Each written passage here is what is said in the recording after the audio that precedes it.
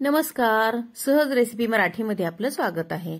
श्रावण महिना म्हटलं की सणासुदींची रेलचेल असते. पाठोपाठच गौरी आणि गणपती सुद्धा येतात आणि घराघरातून गौरी गणपतीच्या आरासासोबतच गोडाधोडाचे पदार्थ सुद्धा केले जातात. आणि मग गोडाधोडाच्या पदार्थासाठी वेलची पावडर अत्यंत महत्वाची असते. ती लागते म्हणजे लागतेच. आणि ती घरात तयार केलेली असेल तर यापेक्षा दर्जेदार बाजारात शोधून सुद्धा सापडत नाही. तर हीच वेलची पावडर आज आपण घरच्या घरीच तयार करणार आहोत.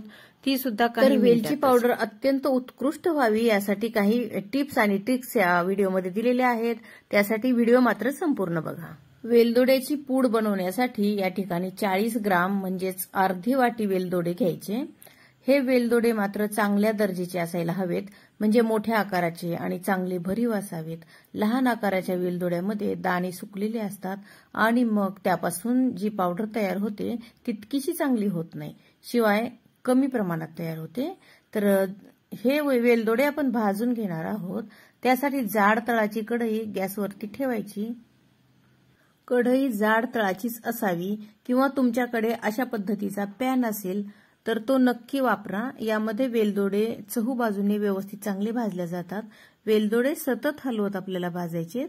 कमी गॅसवरतीच ही कढई किंवा पॅन गरम करून घ्यायचा आणि मग नंतर यामध्ये वेलदोडे घालायचे आणि आता याला हलवत राहायचं. वेलदोडे तर आपल्याला सतत हलवत भाजायचे, पण अधूनमधून थोडा वेळासाठी हे हलवणं थांबवायचं आणि थोडेसे वेलदोडे चटकायला लागले की पुन्हा याला हलवायचं. यामुळे काय होतं, वेलदोड्यावर थोडेसे हलकेसे डाग यायला लागतात आणि हे आतून चांगले खमंग भाजल्या जातात. पण ही क्रिया 2 ते 3 वेळाच करायची. या ठिकाणी तुम्ही बघू शकता वेलदोडे चांगले आपोआप उडायला लागलेले आहेत, म्हणजेच फुलायला लागलेले आहेत, फुगून अगदी टम्म झालेले आहेत. याचा कलर सुद्धा बदलतोय. याला खूप जास्त यापेक्षा भाजायचं नाही. तर वेलदोडे खमंग भाजण्यासाठी आपल्याला साधारण मंद गॅसवरती 6 ते 7 मिनिट लागतात. वेलदोडे जसजसे भाजल्या जातील तसतसा हा टम्म तर फुगतोच, पण याचा रंग बदलतो आणि त्याचबरोबर घरभर सुगंध पसरतो. असं झालं की वेलदोडे चांगले भाजले गेलेत असं समजावं. गॅस बंद करायचा. आता या ठिकाणी वेलदोडे आपले भाजून झालेले आहेत. गॅस बंद केलाय. याला अजिबात करपू द्यायचं नाही किंवा जास्त भाजू द्यायचं नाही. असं जर झालं तर याची चव बिघडू शकते.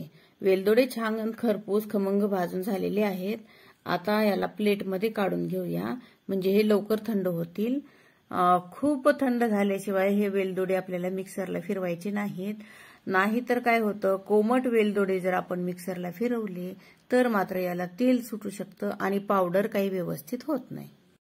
तर पूर्णपणे थंड करण्यासाठी याला अर्धा ते पाऊण तास असंच ठेवून द्यायचं आणि त्यानंतर आपण याची पावडर करणार आहोत. अर्ध्या ते पाऊण तासापेक्षा जास्त वेळ सुद्धा ठेवायचं नाही. पुन्हा हे सरदल्या जातात आणि पुन्हा नरम पडू शकतात. त्यामुळे अर्धा तास पुरेसा होतो. पूर्णपणे थंड झाले की मगच मिक्सरला घालूया आणि मिक्सरचं छोटं भांड शक्यतो घ्या, म्हणजे याची पावडर चांगली होते.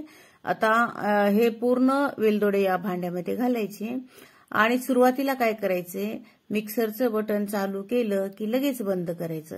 असं 2 ते 3 वेळा करायचं आणि त्यानंतर अशा पद्धतीची भरड होते. आता मात्र 2-3 2-3 या स्पीडवर मिक्सर चालवून अगदी बारीक पावडर होईपर्यंत याला मिक्सर चालवायचा.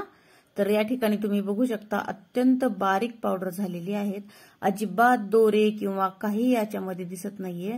बुक्क्यासारखी ही पावडर तयार झालेली आहे आणि ही पावडर प्रत्येक गोड पदार्थामध्ये आपण वापरू शकतो.